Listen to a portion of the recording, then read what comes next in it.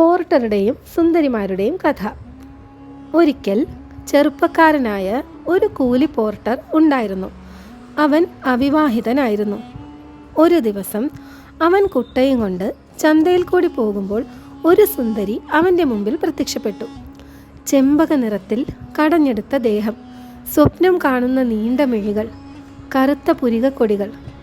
അവൾ ഒരു മാലാഖയെപ്പോലെ തിളങ്ങി. മുഖാവരണം പതുക്കെ മാറ്റി അവനെ കടാക്ഷിച്ചുകൊണ്ട് അവൾ പറഞ്ഞു, കുട്ടയും എടുത്ത് എൻ്റെ കൂടെ പോന്നോളൂ. അവളുടെ സൗന്ദര്യത്തിൽ മയങ്ങിയ കൂലിക്കാരൻ അവളെ പിന്തുടർന്നു. അവൾ ഒരു വാതിൽക്കൽ ചെന്ന് മുട്ടി. ഒരുവൻ വാതിൽ തുറന്നു. അവൾ കുറച്ച് നല്ല വീഞ്ഞ് വാങ്ങി കുട്ടയിൽ വച്ചു. അതുമെടുത്ത് കൂടെ പോരുവാൻ പറഞ്ഞു. കുറച്ച് ദൂരം കൂടി ചെന്നപ്പോൾ ഒരു പഴക്കടയിൽ കയറി. നല്ല ആപ്പിളുകളും മറ്റു പല ഇനം പഴങ്ങളും പൂക്കളും വാങ്ങി. പിന്നെ ഒരിറച്ചി കച്ചവടക്കാരൻ്റെ അടുക്കൽ ചെന്ന് 10 റാത്തൽ ഇറച്ചി വാങ്ങി അതും ഇലയിൽ പൊതിഞ്ഞ് കുട്ടയിൽ വെച്ചു. പിന്നെ ഒരു മധുര പലഹാര കടയിൽ ചെന്നു. മധുരമുള്ള ബിസ്ക്കറ്റുകൾ, കേക്കുകൾ, പാലും തേനും വെണ്ണയും കൊണ്ടുണ്ടാക്കിയ പലഹാരങ്ങൾ എല്ലാം വാങ്ങി. ഇതറിഞ്ഞെങ്കിൽ ചുമക്കാൻ ഞാനൊരു കഴുതയെ കൊണ്ടുവന്നേനെ എന്ന് പോർട്ടർ പറഞ്ഞു. അവളൊന്ന് മന്ദഹസിച്ചു. പിന്നീട് ഒരു സുഗന്ധ വിൽപ്പനശാലയിൽ കയറി.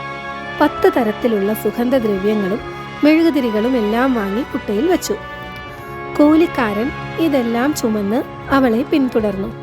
ഒടുവിൽ ഒരു രാജധാനിയിലെത്തി. അതിൻ്റെ അന്തർഭാഗത്തുള്ള തോട്ടത്തിൽ ഒരു വലിയ ശാലയുണ്ടായിരുന്നു. സ്വർണം പൊതിഞ്ഞതായിരുന്നു അതിൻ്റെ 2 വാതിലുകൾ. അവൾ വാതിലിൽ മുട്ടിയ ഉടൻ അത് തുറന്നു. തുറന്നത് സുന്ദരിയായ ഒരു തരുണിയായിരുന്നു. അവളുടെ സ്വർണ്ണ നിറവും അംഗസൗന്ദര്യവും അവനെ ആകർഷിച്ചു. കലമാനിൻ്റേതുപോലുള്ള മനോഹരമായ കണ്ണുകൾ, റംസാൻ നാളിലെ അമ്പിളിത്തെല്ലിനെ ഓർമ്മിപ്പിക്കുന്ന നെറ്റിത്തടം, ആപ്പിൾ പഴം പോലെയുള്ള കവിൾത്തടം. ഇത്രയും സുന്ദരമായ ഒരു ദിവസം എൻ്റെ ജീവിതത്തിൽ ഉണ്ടായിട്ടില്ല, അവൻ മനസ്സിൽ നുണഞ്ഞു. വാതിൽ തുറന്ന സുന്ദരി സഹോദരിയെയും കൂലിക്കാരനെയും ഉള്ളിലേക്ക് സ്വാഗതം ചെയ്തു. അതികമനീയമായ ഒരു ഹാളിലാണ് അവർ എത്തിച്ചേർന്നത്. വിലപിടിച്ച ഇരിപ്പിടങ്ങളും കനകയവനികകളും ഹാളിൻ്റെ പ്രൗഢിക്ക് മാറ്റുകൂട്ടി. അതിൻ്റെ നടുവിലുള്ള ഒരു മാർബിൾ മഞ്ചത്തിൽ വൈരക്കല്ലുകളും മുത്തുകളും പതിച്ച സാറ്റിൻ വിരിച്ച കിടക്കയിൽ മൂന്നാമതൊരു മനോഹരിയെ കൂടി അവൻ കണ്ടു. ഇവൾ മറ്റ് 2 പേരെയും കാൾ സുന്ദരിയായിരുന്നു. മാന്ത്രിക ശക്തിയുള്ള വിടർന്ന കണ്ണുകൾ, മെലിഞ്ഞ ദേഹം, ജ്വലിച്ചു വരുന്ന സൂര്യനെ പോലെയുള്ള മുഖം, നക്ഷത്രങ്ങളുടെ നടുവിൽ തിളങ്ങുന്ന ഒരു ഉജ്ജ്വല നക്ഷത്രം പോലെ അവൾ ശോഭിച്ചു. അവൾ സഹോദരിമാരുടെ അടുക്കലേക്ക് നടന്നു വന്നു. പോർട്ടറുടെ തലയിൽ നിന്ന് ചുമടിറക്കി കൂലി കൊടുത്തു. പക്ഷേ അവരുടെ ദിവ്യ സൗന്ദര്യത്തിൽ മയങ്ങിയ കൂലിക്കാരന് അവിടെ നിന്ന് പോകുവാൻ മനസ്സ് വന്നില്ല. സ്ത്രീകൾ തുണയില്ലാതെ തനിച്ചു താമസിക്കുന്നത് ശരിയല്ല. ഞാനും കൂടി ഇവിടെ നിങ്ങളുടെ കൂടെ താമസിക്കട്ടെ. മിനാരത്തിന് വിലയുണ്ടാകണമെങ്കിൽ അത് പള്ളിയെടുപ്പിലെ 4 എണ്ണത്തിൽ 1 ആകണം. നിങ്ങൾ 3 അല്ലേ ആയുള്ളൂ, 4മതൊരാൾ കൂടി വേണം. പുരുഷന്മാരില്ലാതെ സ്ത്രീകൾക്ക് എവിടെയാണ് സുഖം? 4 വാദ്യോപകരണങ്ങളൊക്കാതെ ലയമുണ്ടാകില്ലെന്നല്ലേ കവിവാക്യം? ബുദ്ധിയും വികാരവും ഔചിത്യവുമുള്ള ഒരു പുരുഷനാണ് നിങ്ങൾക്കാവശ്യം. ഇതാ ഞാൻ എന്ന് വളരെ വിനയപൂർവ്വം രസികൻ കവിതകളെല്ലാം ഉദ്ധരിച്ചുകൊണ്ട് അവൻ അഭ്യർത്ഥിച്ചു. അവർ പറഞ്ഞു, ഞങ്ങൾ കന്യകമാരാണ്, കവിത ഞങ്ങൾക്കും അറിയാം, ആരെയും വിശ്വസിക്കരുത്, പറഞ്ഞ രഹസ്യം പൊളിഞ്ഞ രഹസ്യമാണ് എന്നും കവി പാടിയിട്ടില്ലേ? താൻ രഹസ്യം സൂക്ഷിച്ചു കൊള്ളാമെന്ന് അവൻ പ്രതിജ്ഞ ചെയ്തു. താൻ അവരുടെ അടിമയാണെന്ന് പറഞ്ഞ് പോർട്ടർ അവരുടെ തുടുത്ത കൈകളിൽ ചുംബിച്ചു. കന്യകമാർ പോർട്ടറെ കാമുകനായി സ്വീകരിച്ചു. അവൻ വീഞ്ഞു കുടിച്ച് അവരുടെ കൂടെ കുറേ നേരം സുഖമായി കളിച്ച് രസിച്ചു. നാണമില്ലാത്തവനെങ്കിലും സരസനും നല്ലവനുമായ അവനെ അവർക്ക് പിടിച്ചതുകൊണ്ട് അവനെ സംബന്ധിക്കാത്തതായി അവിടെ എന്തു നടന്നാലും അതിൽ തലയിടരുത് എന്ന് വാഗ്ദാനം ചെയ്യിച്ച് ആ രാത്രി അവിടെ കൂടുവാൻ അനുവദിച്ചു. 10ാം രാത്രി വന്നു ചേർന്നു. മന്ത്രികുമാരി കഥ തുടർന്നു. പോർട്ടർ അവരുടെ കൂടെ ഭക്ഷണത്തിനിരുന്നു. ചന്തയിൽ നിന്ന് മേടിച്ച് നാനാതരം ഭക്ഷണ സാധനങ്ങൾ അവർ അതിരുചിയോടെ കഴിച്ചു. ഈ സമയത്തെല്ലാം അവൻ ഓരോ കവിതാശകലങ്ങൾ മൂളിക്കൊണ്ടിരുന്നു. അപ്പോൾ കേൾക്കുന്നു വാതിൽക്കൽ ഒരു മുട്ട്. വാതിൽക്കൽ ചെന്ന് നോക്കി ഒരുവൾ മടങ്ങി വന്ന് പറഞ്ഞു, ഹാ, നമ്മുടെ തമാശയ്ക്ക് ഒരു വഴി കൂടിയായി. 3 വഴിപോക്കർ വന്നിട്ടുണ്ട്. ഇടത്തെ കണ്ണിന് കാഴ്ചയില്ലാത്തവരാണ് 3 പേരും. മറ്റ് സഹോദരിമാർ പറഞ്ഞു, അവരെ വിളിക്കൂ. പക്ഷേ വാഗ്ദാനം അവരെ കൊണ്ട് ചെയ്യിക്കണം. അവരെ സംബന്ധിക്കാത്തതിലൊന്നും അവർ ഇടപെടരുത്. അവർ വാതിൽ തുറന്നു കൊടുത്തു. 3 പേരും അകത്തു വന്നു. അലഞ്ഞു നടക്കുന്ന ഒരുതരം നാടോടികളാണ് അവരെന്ന് അവരുടെ വേഷം തെളിയിച്ചു. കുടിച്ച് ഉന്മത്തനായിരിക്കുന്ന പോറട്ടറും തങ്ങളുടെ വർഗത്തിൽപ്പെട്ടവൻ തന്നെ ആയിരിക്കുമെന്നാണ് വഴിപോക്കർ ധരിച്ചത്. സുന്ദരിമാർ അവർക്കും ഭക്ഷണം നൽകി. എല്ലാവരും തിന്നും കുടിച്ചും പാട്ടുപാടിയും നൃത്തം വെച്ചും രസിക്കുന്നതിനിടയ്ക്ക് അതാ കേൾക്കുന്നു വാതിലിൽ വേറൊരു മുട്ട്. ഇപ്പോൾ മുട്ടിയത് ഖലീഫയായിരുന്നു, ഹാറൂൺ അൽ റഷീദ്.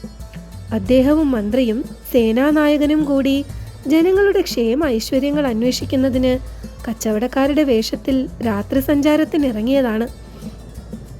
അവിടെ എത്തിയപ്പോൾ ഉള്ളിൽ നിന്നുള്ള ഘോഷം കേട്ടിട്ടാണ് വാതിൽക്കൽ മുട്ടിയത്. സുന്ദരി ചെന്ന് വാതിൽ തുറന്നു. മന്ത്രി പറഞ്ഞു, ഞങ്ങൾ ടൈബീരിയയിൽ നിന്ന് വരുന്ന കച്ചവടക്കാരാണ്. 10 ദിവസം മുമ്പ് ബാഗ്ദാദിൽ സാമാനങ്ങളുമായി എത്തി. കച്ചവടക്കാരുടെ സങ്കേതത്തിൽ താമസിച്ചു. അപ്പോൾ കച്ചവടക്കാരിൽ ഒരുവൻ ഭക്ഷണത്തിന് അവൻ്റെ വീട്ടിലേക്ക് ക്ഷണിച്ചു. അവിടെ കുടിച്ചും തിന്നും ഇരുന്ന് നേരം പോയി. രാത്രിയായി. ഇപ്പോൾ ഞങ്ങൾക്ക് വഴിയറിയില്ല. ഇവിടെ ഇന്ന് രാത്രി ഞങ്ങൾ തങ്ങിക്കോട്ടെ. അവർ അകത്തേക്ക് ക്ഷണിക്കപ്പെട്ടു. ആ സഹോദരിമാർ അവരെ കൊണ്ടും വാഗ്ദാനം ചെയ്യിച്ചു. ഖലീഫയുടെയും കൂട്ടുകാരുടെയും മുൻപിൽ തിന്നാനും കുടിക്കാനും വിഭവങ്ങൾ നിരന്നു. 3 നാടോടികളുടെയും ഇടത്തെ കണ്ണിന് കാഴ്ചയില്ലെന്ന അസാധാരണത്വം ഖലീഫ ശ്രദ്ധിച്ചു. 3 യുവതികളുടെയും അസാമാന്യ സൗന്ദര്യം കണ്ട് അദ്ദേഹം വിസ്മയിച്ചു. യുവതികൾ നാടോടികളോട് ഹാളിൻ്റെ വാതിൽക്കൽ പോയിരിക്കാൻ കൽപ്പിച്ചു. പുറത്തുണ്ടായിരുന്ന 2 പെൺപട്ടികളെ ഹാളിലേക്ക് കൊണ്ടുവരാൻ പോർട്ടറോട് പറഞ്ഞു. അതിലൊന്നിനെ വീടിൻ്റെ യജമാനത്തി ചാട്ട കൊണ്ട് അടിക്കാൻ തുടങ്ങി. പ്രാണവേദനയോടെ പട്ടി കരഞ്ഞു. ഒരു കരുണയുമില്ലാതെ വീണ്ടും വീണ്ടും അതിനെ അടിച്ചു. അത് കഴിഞ്ഞ് ചാട്ട ദൂരെ എറിഞ്ഞ് അതിനെ എടുത്ത് മടിയിൽ വെച്ച് തലോടി ഉമ്മ വെച്ചു. അതേപോലെ മറ്റേ പട്ടിയെയും അടിക്കുകയും താലോലിക്കുകയും ചെയ്തു. ഖലീഫയ്ക്ക് ഇതെല്ലാം കണ്ടിട്ട് വിഷമം തോന്നി. എങ്കിലും വാഗ്ദാന ലംഘനം ഭയന്ന് മിണ്ടിയില്ല.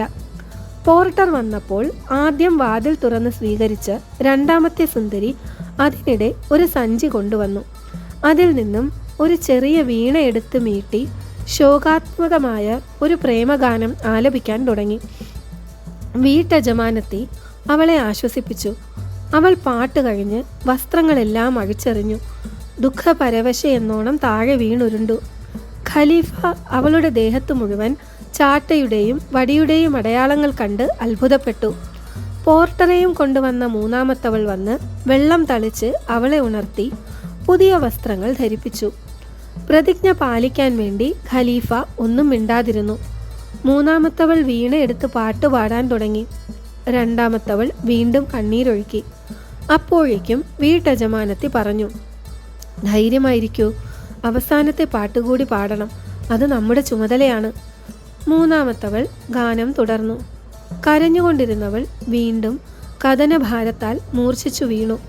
ഇതെല്ലാം കണ്ട നാടോടികൾ തമ്മിൽ തമ്മിൽ പറയാൻ തുടങ്ങി, കഷ്ടം, നമുക്ക് ആ വെറും മൈതാനത്ത് കിടന്നാൽ സ്വൈര്യം കിട്ടുമായിരുന്നു. ഇതെല്ലാം കണ്ടിട്ട് പേടിയാവുന്നു. എന്താണിതിൻ്റെ അർത്ഥം? അപ്പോഴാണ് അവർ അവിടുത്തെ ആളുകളല്ലെന്ന് ഖലീഫയ്ക്ക് മനസ്സിലായത്. പോർട്ടറും പറഞ്ഞു, ഞാനിവിടെ ഇന്ന് ആദ്യമായി വരികയാണ്. ഇതിലും ഭേദം എൻ്റെ വാർഡുമായി അവിടെ തന്നെ കഴിയുകയായിരുന്നു. നമ്മൾ 7 ആളുകളുണ്ട്. നമുക്കെല്ലാം കൂടി നിർബന്ധിച്ച് ഇവരുടെ കഥ പറയിക്കണം എന്നായി ഖലീഫ. മന്ത്രി വിസമ്മതിച്ചു. വാഗ്ദാനം ഓർമ്മിപ്പിച്ചു. എന്നാലും മറ്റുള്ളവർ കൂട്ടാക്കിയില്ല. ഒടുവിൽ പോർട്ടർ ചോദിച്ചു, എൻ്റെ രാജ്ഞി, അള്ളാഹുവിനെ ഓർത്ത് ഈ പട്ടികളുടെയും നിങ്ങളുടെ തലചുറ്റി വീഴുന്ന സഹോദരിയുടെയും കഥ പറയൂ. എല്ലാവരുടെയും പ്രതിനിധിയായിട്ടാണോ ചോദിക്കുന്നത്? അതെ, എല്ലാവരും മറുപടി പറഞ്ഞു. മന്ത്രി മാത്രം മിണ്ടിയില്ല. വീട്ടജമാനത്തി ഉടനെ പാരുഷ്യത്തോടെ പറഞ്ഞു, നിങ്ങൾ വാഗ്ദാനം ലംഘിച്ചു. നിങ്ങൾക്ക് ഭക്ഷണം കഴിച്ച് മിണ്ടാതിരുന്നാൽ പോരായിരുന്നോ? നിങ്ങളെ കടത്തിവിട്ട എൻ്റെ സഹോദരിയെയാണ് ചീത്ത പറയേണ്ടത്. അവൾ കാലുകൊണ്ട് നിലത്ത് 3 ചവിട്ട് ചവിട്ടി. വേഗം വരൂ എന്നുറക്കെ വിളിച്ചു പറഞ്ഞുകൊണ്ട് അവൾ ഒരു വാതിൽ തുറന്നു. സുശക്തരായ 7 നീഗ്രോകൾ വന്നു. ഈ അതിഥികളുടെ കൈകൾ വെട്ടുവിൻ, അവൾ ആജ്ഞാപിച്ചു. ഞങ്ങളിവരെ കൊല്ലട്ടെ? നീഗ്രോകൾ ചോദിച്ചു. വരട്ടെ, 1 മണിക്കൂർ ക്ഷമിക്കൂ. ഇവർ എന്ത് തരം മനുഷ്യരാണെന്നറിയട്ടെ. എൻ്റെ യജമാനത്തി, എന്നെ കൊല്ലരുത്. ഇവരാണ് കുറ്റക്കാർ. ഈ വൃത്തികെട്ട നാടോടികളെ ഉള്ളിൽ കടത്തിയില്ലായിരുന്നെങ്കിൽ നമുക്ക് എന്ത് സുഖമായിരുന്നേനെ, പോർട്ടർ പറഞ്ഞു. ഈ വർത്തമാനം കേട്ട് വീട്ടജമാനത്തി പൊട്ടിച്ചിരിച്ചു. ഇത്രയും ആയപ്പോഴേക്കും നേരം പുലർന്നു. വീണ്ടും 11-ാം രാത്രിയിൽ കഥ തുടർന്നു. വീട്ടജമാനത്തി എല്ലാവരോടുമായി പറഞ്ഞു, നിങ്ങൾക്ക് ഇനി 1 മണിക്കൂർ സമയം കൂടിയേ ഉള്ളൂ. എല്ലാ കാര്യവും തുറന്നു പറയണം. നിങ്ങൾ പാവങ്ങളാണെന്ന് കരുതി ഞാൻ ദയ കാണിക്കുന്നതാണ്. നിങ്ങളെല്ലാം ആരാണ്? എന്തിനിവിടെ വന്നു? അവൾ തിരിഞ്ഞ് നാടോടികളോട് ചോദിച്ചു. നിങ്ങൾ പിറന്നതേ കണ്ണില്ലാതെയാണോ? നിങ്ങൾ സഹോദരന്മാരാണോ? അല്ല, അവരിൽ ആദ്യത്തെ ആൾ പറഞ്ഞു. ഞങ്ങൾ 3 പേരും നാട്ടുകാരാണ്. ഞങ്ങളുടെ കഥ വിചിത്രമാണ്. എന്നാൽ നിങ്ങൾ ഓരോരുത്തരും സ്വന്തം കഥ പറയണം. കഥ നല്ലതാണെങ്കിൽ നിങ്ങൾക്ക് മോചനം നൽകാം. ആദ്യം പോർട്ടർ പറഞ്ഞു. ഞാനൊരു പാവം കൂലിക്കാരനാണ്. എന്നെ നിങ്ങളുടെ സഹോദരി സാധനങ്ങളും ചുമപ്പിച്ച് ഇങ്ങോട്ട് കൊണ്ടുവന്നു. ഇവിടെ വന്നിട്ടുണ്ടായതെല്ലാം നിങ്ങൾക്കറിയാം. ദൈവം നിങ്ങളെ അനുഗ്രഹിക്കട്ടെ. ശരി, നിങ്ങൾ വന്ദിച്ചിട്ട് പോയിക്കോളൂ. എൻ്റെ കൂട്ടുകാരുടെ കഥ കേട്ടിട്ടേ ഞാൻ പോകുന്നുള്ളൂ എന്നായി പോർട്ടർ. 1-ാമത്തെ നാടോടിയുടെ കഥ. ആദ്യത്തെ നാടോടി കഥ പറയാൻ ആരംഭിച്ചു. എൻ്റെ പിതാവ് ഒരു രാജാവായിരുന്നു. അദ്ദേഹത്തിന് ഒരു സഹോദരനുണ്ടായിരുന്നു. അദ്ദേഹം മറ്റൊരു രാജ്യത്തെ രാജാവായിരുന്നു. ഞാൻ ജനിച്ച നാളിൽ തന്നെ എൻ്റെ ഇളയച്ചനും ഒരു മകനുണ്ടായി. ഞങ്ങൾ 2 പേരും വളർന്ന് തൻ്റെടക്കാരായി. ഞാൻ പലപ്പോഴും ഇളയച്ചൻ്റെ രാജ്യത്ത് പോയി താമസിക്കാറുണ്ട്. ഒരിക്കൽ അവിടെ ചെന്നപ്പോൾ ഇളയച്ചൻ ഉണ്ടായിരുന്നില്ല. എൻ്റെ സഹോദരൻ എന്നെ പതിവിലും നന്നായി സൽക്കരിച്ചു. ഞാൻ പറയുന്നത് നീ അനുസരിക്കാമെന്ന് സത്യം ചെയ്യണം, അവൻ എന്നോട് ആവശ്യപ്പെട്ടു.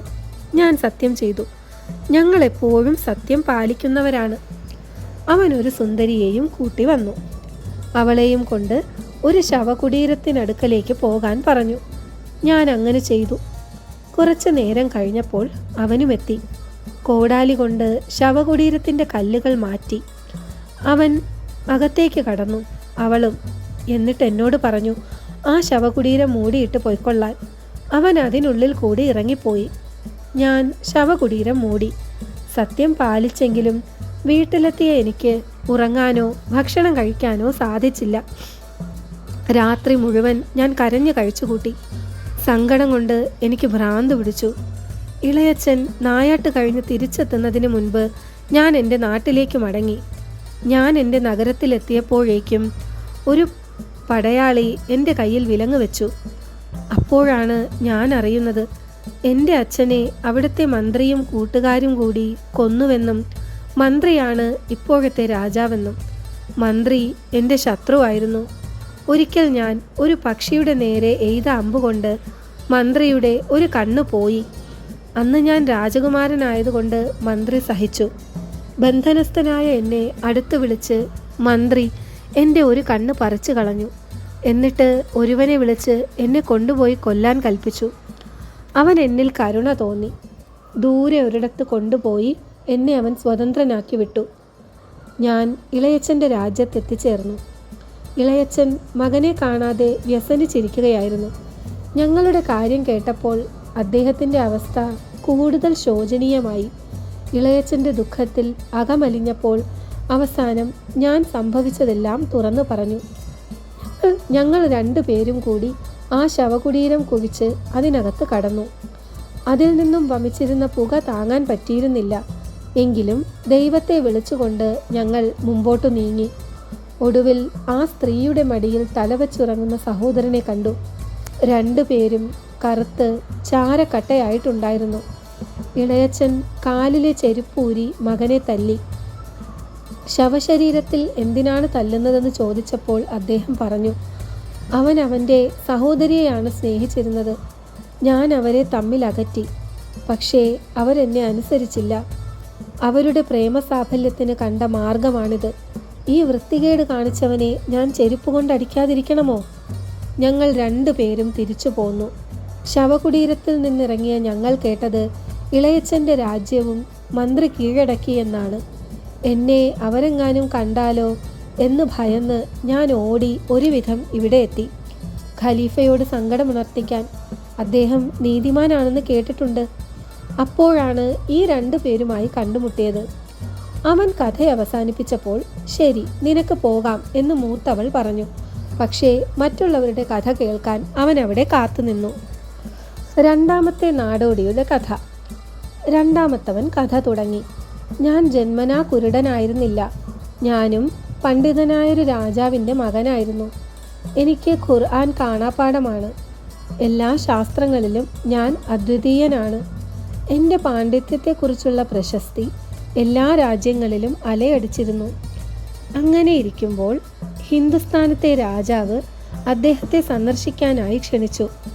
പിതാവ് എല്ലാ ആഡംബരങ്ങളോടും കൂടി 6 കപ്പലുകളുടെ അകമ്പടിയോടെയാണ് എന്നെ അയച്ചത്. ഒട്ടേറെ ഒട്ടകങ്ങളും കുതിരകളും ഞങ്ങളുടെ കൂടെ ഉണ്ടായിരുന്നു. 1 മാസം കൊണ്ടാണ് ഞങ്ങൾ അവിടെ എത്തിയത്. അപ്പോഴേക്കും ഒരു വലിയ കൊടുങ്കാറ്റുയർന്നു. പൊടിപടലം കൊണ്ട് ഒന്നും കാണാൻ വയ്യാതെയായി. അത് ശമിച്ചപ്പോഴേക്കും ഒരു കൂട്ടം ശത്രുക്കൾ സായുധരായി അലറിക്കൊണ്ട് ഞങ്ങളുടെ മുൻപിലെത്തി. അവരെ കണ്ടപ്പോൾ ഞങ്ങൾ തിരിച്ചോടി. അവരും ഞങ്ങളെ പിന്തുടർന്നു. ഞങ്ങളുടെ അടിമകളിൽ ചിലരെ അവർ കൊന്നു. ശേഷിച്ച ഞങ്ങൾ നാനാ രാജ്യങ്ങളിലേക്ക് പലായനം ചെയ്തു. എനിക്ക് കഠിനമായി മുറിവേറ്റിരുന്നു. ഒടുവിൽ ഞാനൊരു പർവ്വതത്തിൻ്റെ മുകളിലുള്ള ഗുഹയിലെത്തി. അന്ന് രാത്രി അവിടെ ചിലവഴിച്ചു. പിറ്റേ ദിവസം രാവിലെ എഴുന്നേറ്റ് നടന്നു. ഭംഗിയുള്ള ഒരു പട്ടണത്തിലെത്തി. ഞാൻ അവിടെ അലയുകയായിരുന്നു. അവസാനം ഒരു തുന്നൽക്കാരൻ്റെ കടയിലെത്തി. അയാൾ എന്നോട് വിവരങ്ങളെല്ലാം ചോദിച്ചു. എൻ്റെ ചരിത്രം കേട്ടപ്പോൾ തുന്നൽക്കാരൻ പറഞ്ഞു, നീ ഇക്കഥ ആരോടും പറയണ്ട. നിന്റെ അച്ഛൻ്റെ ശത്രുവാണ് ഇവിടുത്തെ രാജാവ്. അയാൾ എനിക്ക് ഭക്ഷണം തന്നു, കിടക്ക തന്നു. ഞാൻ അയാളുടെ കൂടെ 3 ദിവസം കഴിച്ചു.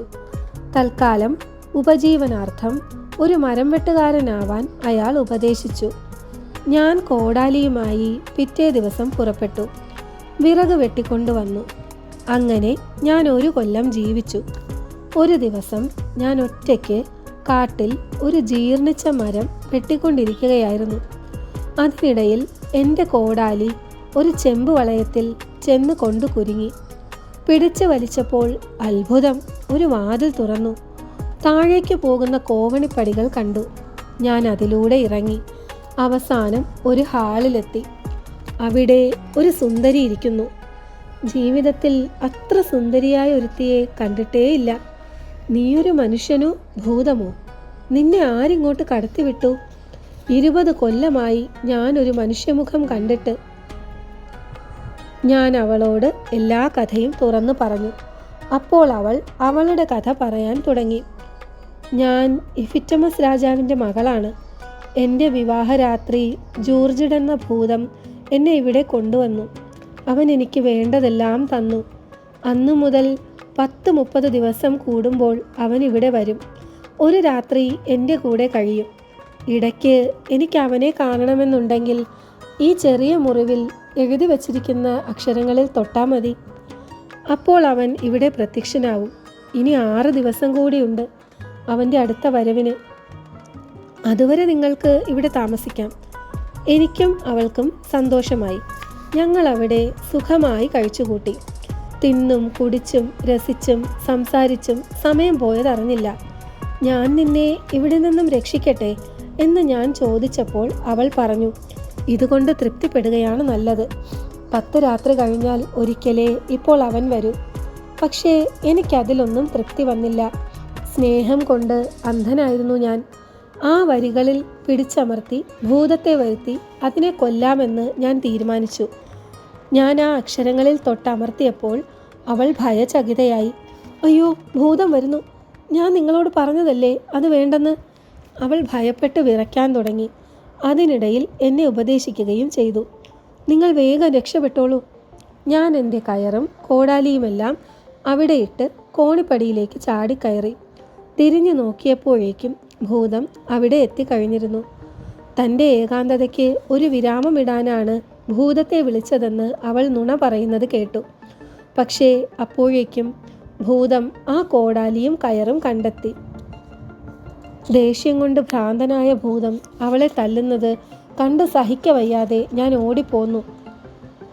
തുന്നൽക്കാരൻ എന്നെ കാണാതെ വിഷമിച്ചിരിക്കുമ്പോഴാണ് ഞാൻ ചെന്നത്. അയാൾക്ക് സമാധാനമായി.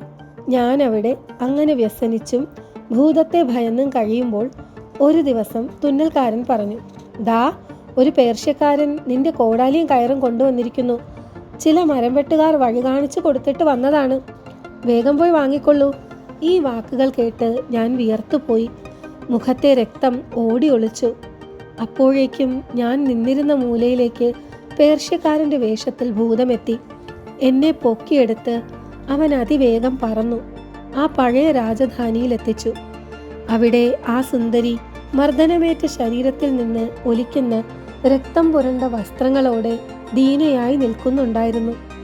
ഭൂതം എത്ര ചോദിച്ചിട്ടും ഇവനെ ഞാൻ അറിയില്ല എന്നാണ് അവൾ പറഞ്ഞത്. എന്നാൽ നീ അവൻ്റെ തലവെട്ട് എന്നായി ഭൂതം. അവൾ എൻ്റെ മുഖത്തേക്ക് നോക്കി. അവൾക്ക് എന്നെ ദ്രോഹിക്കാൻ കഴിയുകയില്ല. അവൾ കോടാലി വലിച്ചെറിഞ്ഞു. ഭൂതം എൻ്റെ കയ്യിൽ വാൾ തന്ന് അവളെ വെട്ടിക്കൊല്ലാൻ പറഞ്ഞു. എന്നെ ഉപദ്രവിക്കാത്ത ഈ സ്ത്രീയെ ഞാൻ എങ്ങനെ വെട്ടും എന്ന് പറഞ്ഞ് ഞാനും ആയുധം വലിച്ചെറിഞ്ഞു. അത് കണ്ടപ്പോൾ ഭൂതത്തിന് ഞങ്ങളുടെ സ്നേഹബന്ധം ദൃഢമാണെന്നുറപ്പായി. എന്നെ വഞ്ചിച്ച നിന്നെ ഞാൻ വെറുതെ വിടില്ല എന്ന് പറഞ്ഞ് ഭൂതം അവളെ വെട്ടിക്കൊന്നു. എന്നെ കൊന്നില്ല. അതിനു പകരം എന്നെ ഒരു കുരങ്ങൻ്റെ രൂപത്തിലാക്കി വിട്ടു. അടക്കാനാവാത്ത വ്യസനത്തോടെ അലഞ്ഞു തിരിഞ്ഞ് ഞാൻ ഒരുവിധം കപ്പലിൽ കയറിപ്പറ്റി. അവിടെയുള്ളവരാരും എന്നോട് കരുണ കാണിച്ചില്ല. കപ്പിത്താൻ മാത്രം കുറച്ച് ദയ കാണിച്ചു. എന്നെ അദ്ദേഹത്തിൻ്റെ വേലക്കാരനാക്കി. 50 ദിവസം കഴിഞ്ഞപ്പോൾ ഞങ്ങളൊരു പട്ടണത്തിലെത്തി. ഞങ്ങളുടെ കപ്പലിലെത്തിയ വിവരമറിഞ്ഞ് ആ രാജ്യത്തെ ചില ഉദ്യോഗസ്ഥന്മാർ കപ്പലിലെ കച്ചവടക്കാരെ സ്വാഗതം ചെയ്തു. എന്നിട്ട് എഴുതാൻ വെള്ളത്താൾ കൊടുത്ത് ഓരോരുത്തരോടും ഓരോ സാരോപദേശവാക്യം എഴുതി കൊടുക്കുവാൻ പറഞ്ഞു. രാജാവിൻ്റെ ബുദ്ധിമാനായ മന്ത്രി മരിച്ചുപോയിരുന്നു. അദ്ദേഹത്തെ പോലെ അറിവുള്ള ഒരാളെ കണ്ടുപിടിക്കാനായിരുന്നു അത്. ഞാൻ ഉടനെ ആ കടലാസ് തട്ടിപ്പറിച്ചു കൊണ്ടോടി. ആളുകൾ ഞാനത് കീറിക്കളയും എന്ന് വെച്ച് വിരട്ടാൻ തുടങ്ങി. കപ്പിത്താൻ മാത്രം എന്നെ എഴുതാൻ അനുവദിച്ചു. ഞാൻ തൂലിക എടുത്ത് ഇങ്ങനെ എഴുതി: മഹാന്മാരുടെ കീർത്തി അവരുടെ സദ്ഭാവങ്ങളുടെ രേഖയാണ്. പക്ഷേ അവിടത്തേത് ആർക്കും ഗ്രഹിക്കാനായിട്ടില്ല. മാനവരാശിക്ക് അങ്ങയെപ്പോലുള്ളൊരു പിതാവിനെ നഷ്ടപ്പെടാൻ ഇടയാവാതിരിക്കട്ടെ. ദൈവം അങ്ങ് എല്ലാ നന്മയുടെയും രക്ഷിതാവാണ്. ഈ വരികളെ തുടർന്ന് കൂടുതൽ വലിപ്പമുള്ള അക്ഷരങ്ങളിൽ ഞാൻ ഇത്രയും കൂടി എഴുതി: മരണമില്ലാത്ത ഒരു എഴുത്തുകാരനുമില്ല, എന്നാൽ അയാളുടെ കൈകൾ രേഖപ്പെടുത്തുന്നത് ശാശ്വതമായിരിക്കുന്നു.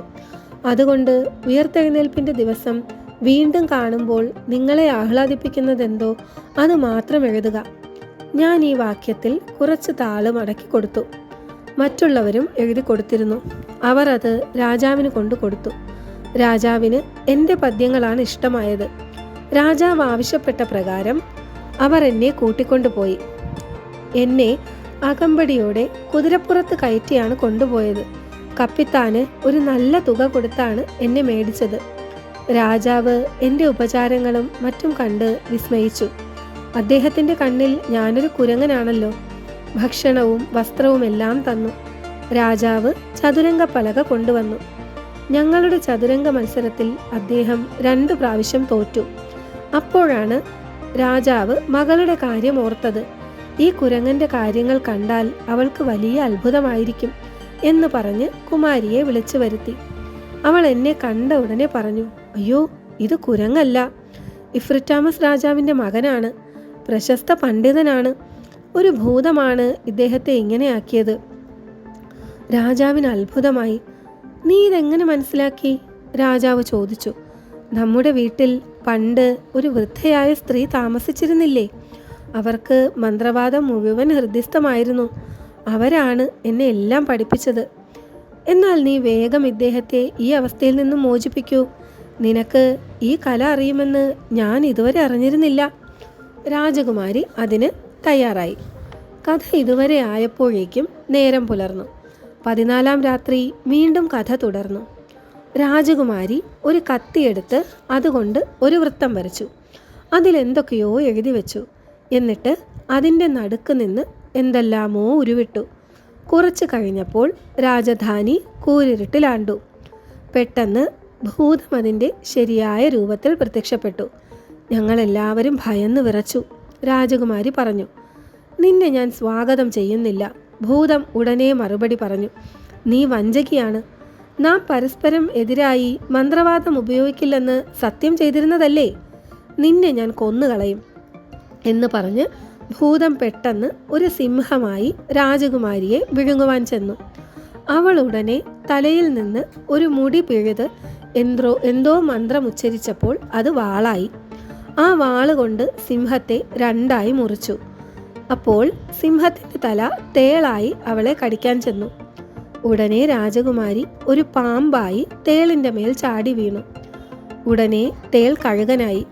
അപ്പോൾ പാമ്പ് പരുന്തായി. കുറച്ചു കഴിഞ്ഞപ്പോൾ കഴുകൻ ഒരു കറുത്ത പൂച്ചയായി. പരുന്ത് ഒരു ചെന്നായയും. പോരിൽ രണ്ടുപേരും ജയിച്ചില്ല. അപ്പോഴേക്കും പൂച്ച ഒരു മാതളപ്പഴമായി. ചെന്നായ അതിൻ്റെ പിന്നാലെ ഓടിയപ്പോഴേക്കും അത് ആകാശത്തേക്ക് ഉയർന്നു. പക്ഷേ കനം കൊണ്ട് താഴെ വീണ് പൊട്ടിച്ചിതറി. മാതളപ്പഴത്തിൻ്റെ വിത്തുകൾ മുറ്റം നിറഞ്ഞു. ഉടനെ ചെന്നായ പൂവൻകോഴിയായി വിത്തുകളെല്ലാം കൊത്തി തിന്നാൻ തുടങ്ങി. അതിൽ ഒരു വിത്ത് മാത്രം അതിൻ്റെ കൊക്കിൽ നിന്ന് തെറിച്ച് നിലത്തുള്ള ഒരു വിടവിൽ തങ്ങി നിന്നു. പൂവൻ കോഴി അവിടെ മുഴുവൻ തിരഞ്ഞ് ആ വിത്തെടുത്തപ്പോഴേക്കും അത് വെള്ളത്തിൽ വീണ് ഒരു മത്സ്യമായി മാറി. അപ്പോഴേക്കും കോഴി തിമിംഗലമായി മത്സ്യത്തെ അനുധാവനം ചെയ്തു. വെള്ളത്തിനടിയിൽ നിന്ന് ഭയങ്കര ശബ്ദങ്ങളൊക്കെ കേട്ടിരുന്നു. പിന്നെ കണ്ടത് ഭൂതം തൻ്റെ രൂപത്തിൽ ദേഹം മുഴുവൻ തീയുമായി വരുന്നതാണ്. അവൻ്റെ കണ്ണിൽ നിന്നും തീജ്വാലകൾ പാറി. നാസാദ്വാരങ്ങളിൽ നിന്ന് പുകയും. രാജകുമാരി അവളുടെ രൂപത്തിൽ തീയിൽ മുങ്ങി ഉരുകുന്ന ഒരു ലോഹക്കട്ടി മാതിരി പ്രവേശിച്ചു. ഭൂതം ഞങ്ങളുടെ നേരെ തീയെറിഞ്ഞു. രാജകുമാരി ഭൂതത്തിൻ്റെ നേരെയും. അങ്ങോട്ടും ഇങ്ങോട്ടുമുള്ള മത്സരത്തിൽ തീ ഞങ്ങളുടെ മേത്തും വീണു. അങ്ങനെ എൻ്റെ ഒരു കണ്ണ് പോയി. രാജാവിൻ്റെ താടിയും വായും പോയി. അള്ളാഹു തന്നെയാണ് ഏറ്റവും വലിയ ശക്തിമാൻ, ലോകപാലകൻ എന്ന് പറഞ്ഞുകൊണ്ട് രാജകുമാരി ഭൂതത്തിൻ്റെ നേരെ വിരൽ ചൂണ്ടുന്നതും ഭൂതം ഒരു കരിക്കട്ടയാവുന്നതുമാണ് പിന്നീട് കണ്ടത്. പിന്നീട് കുറേ വെള്ളം തളിച്ച് എൻ്റെ രൂപം അവൾ തിരിച്ചു തന്നു. ഒരു കണ്ണു മാത്രം പോയി. എന്നിട്ട് രാജകുമാരി പറഞ്ഞു, പിതാവേ, ഇനി എനിക്ക് മരിക്കാതെ പറ്റില്ല. അങ്ങനെയാണ് വിധി. ആ വിത്തുകളെല്ലാം വിഴുങ്ങാൻ പറ്റിയിരുന്നെങ്കിൽ ഞാൻ രക്ഷപ്പെട്ടേനെ. പക്ഷേ സാധിച്ചില്ല. അതായിരുന്നു അവൻ്റെ ആത്മാവ്. ഭയങ്കരമായ യുദ്ധമാണ് ഞാൻ നടത്തിയത്. ഭൂമിയിലും വായുവിലും വെള്ളത്തിലും. അവസാനം അവൻ തീവാതിലും തുറന്നു. അത് തുറന്നാൽ പിന്നെ മരിക്കാതെ നിവർത്തിയില്ല. വിധി അവനെ കൊല്ലാൻ എന്നെ അനുവദിച്ചു എന്ന് മാത്രം. ഇനി എനിക്ക് മരിക്കാതെ പറ്റില്ല എന്ന് പറഞ്ഞുകൊണ്ട് അവൾ തീജ്വാലകളിൽ മുങ്ങി മരിച്ചു. എനിക്ക് വല്ലാത്ത വ്യസനം തോന്നി. രാജകുമാരിയുടെ മരണം രാജാവിനെ സങ്കടം കൊണ്ട് ഭ്രാന്തനാക്കി. രാജധാനിയിലുള്ളവരെല്ലാം വിലപിച്ചു. രാജാവ് മകളുടെ ജഡം യഥാവിധി സംസ്കരിച്ചു. ഒരു ശവകുടീരവും പണിതു. പിന്നീട് രാജാവ് എന്നോട് പറഞ്ഞു, നീ വന്നതാണ് ഇതിനെല്ലാം കാരണം. അതുകൊണ്ട് നീ ഇവിടെ നിൽക്കുന്നത് ശരിയല്ല. എൻ്റെ മകൾ ജീവിതം ത്യജിച്ചതുകൊണ്ടാണ് നിനക്ക് ജീവൻ കിട്ടിയത്. അത് വിധിയാണ്. ഇനി എവിടെയെങ്കിലും പോയി നീ ജീവിച്ചു കൊള്ളുക. ഞാൻ അവിടെ നിന്നും ഒരു ലക്ഷ്യവുമില്ലാതെ തിരിച്ചു. അങ്ങനെ ബാഗ്ദാദിലെത്തി. ആദ്യത്തെ നാടോടിയെ കണ്ടുമുട്ടി. ഞങ്ങൾ രണ്ടുപേരും സംസാരിച്ചിരിക്കെ മൂന്നാമൻ ഞങ്ങളുടെ അടുത്ത് വന്നു ചേർന്നു. അങ്ങനെ ഇവിടെ എത്തി. വീട്ടുജമാനത്തി അവനെയും വെറുതെ വിട്ടെങ്കിലും അവൻ മൂന്നാമൻ്റെ കഥ കേൾക്കാൻ അവിടെ തന്നെ നിന്നു.